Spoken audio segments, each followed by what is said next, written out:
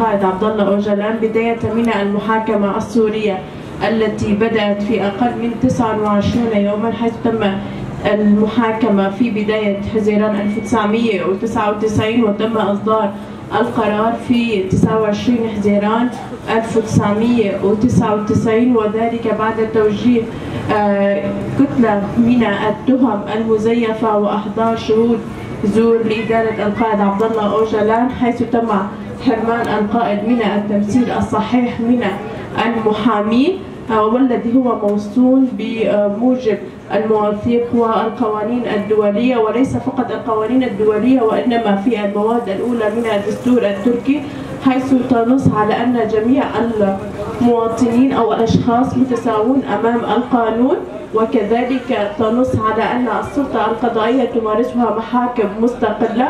إلا أن هذا الاستقلال لم نشاهده أثناء محاكمة القائد عبد الله أوجلان، حيث تم فرض الإرادة السياسية للدولة التركية على تلك المحاكم، وتم حجز القائد بداية في 15 إشباط 1999 في سجن إمرالي الذي يصنف من فئة السجون F، وهو سجن مشدد الحراسة وسيء الصيت ليس فقط في تركيا وإنما في جميع الدول، حيث يكون هذا السجن ضمن بحيرة في جزيرة إمرالي التابعة لولاية بورصة، وتم استخدام هذا السجن لأول مرة في عام 1936، وتم سجن معتقلين الرأي السياسيين مثل منديرس، والذي كان بذلك الوقت رئيس مجلس الوزراء التركي، حيث أن تركيا كانت تريد إيصال رسالة للمجتمع الدولي بأن كل شخص يقف في وجه الدولة التركية ويطالب بحرية الشعوب سوف يلقى نفس المصير، وهذا ما أكده رئيس مجلس الوزراء التركي، حيث قال في أحد المقابلات أنه سوف نسحق جميع الثوار، وحتى أن الدولة التركية بتاريخ اختطاف القائد كانت هذه بداية قمع ثورة الشيخ سعيد، وتاريخ إصدار حكم الإعدام بحق القائد عبد الله أوجلان كان هو في يوم تنفيذ حكم الإعدام بحق الشيخ سعيد لعام 1925. وبسبب الضغوط الدولية على الدولة التركية، حيث قامت المحكمة الأوروبية لحقوق الإنسان بتبديل حكم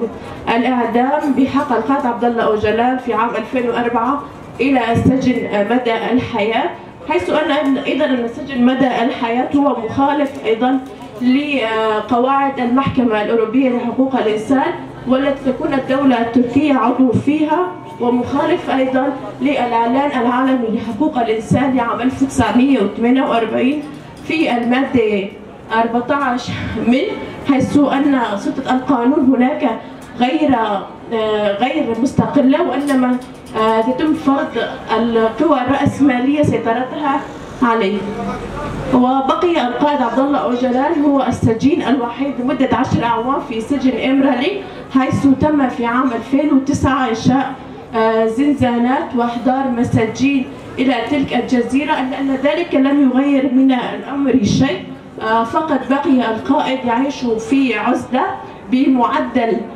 23 ساعة في زنزانة انفرادية في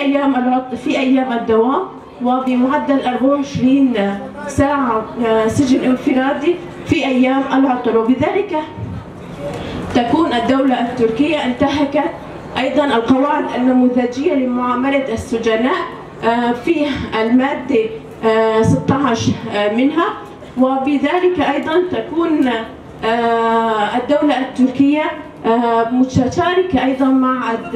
القوى الرأسمالية والمنظمات الحقوقية والإنسانية التابعة للأمم المتحدة، حيث أنه لجنة مناهضة التعذيب CPT كانت تقوم دائما بزيارة السجن، إلا أنها تخرج بتوصيات ومخرجات وليس لها أي قوة الإلزام، حيث أن آخر زيارة للجنة مناهضة التعذيب CPT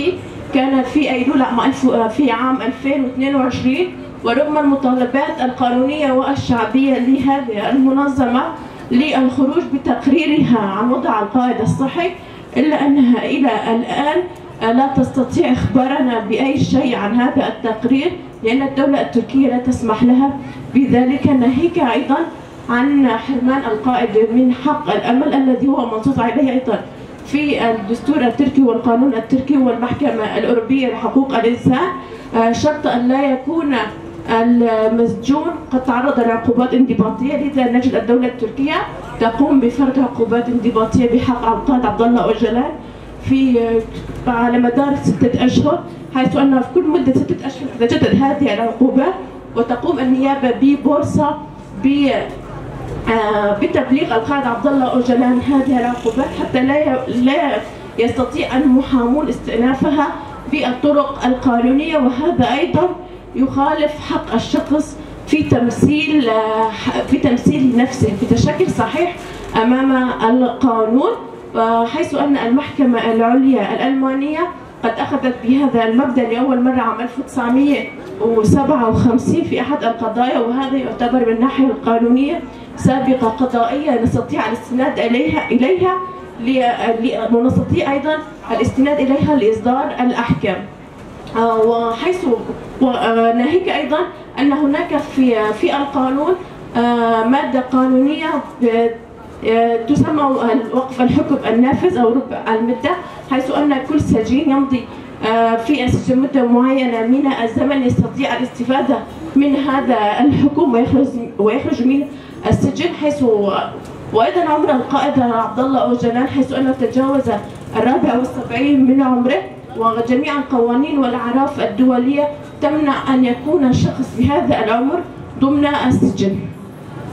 ومن خلال جميع هذه الانتهاكات التي تطول ويصعب شرحها لكثرتها، قام اتحاد المحامين في شمال وشرق سوريا بتأسيس مبادرة المحامين السوريين لحرية القائد عبد الله أوجلان منذ 2 سنين، حيث كان اسمه في البداية الدفاع عن القائد عبد الله أوجلان، وحيث قامت هذه المبادرة بدورها القانوني والحقوقي للمطالبة بحرية القائد، فعقدت الكونفرنسات والمؤتمرات والندوات والمحاضرات القانونية بالتنسيق مع جميع المنظمات في شمال وشرق سوريا، تم أيضا حمل التوقيع وإرسالها إلى الجهات المعنية، وتم تنظيم فعاليات شعبية، وذلك من أجل تشكيل ورقة ضغط على الدول المجتمع العالمي والرأي العام العالمي للضغط على الدولة التركية حتى ينال القائد عبد الله أوجلان حريته.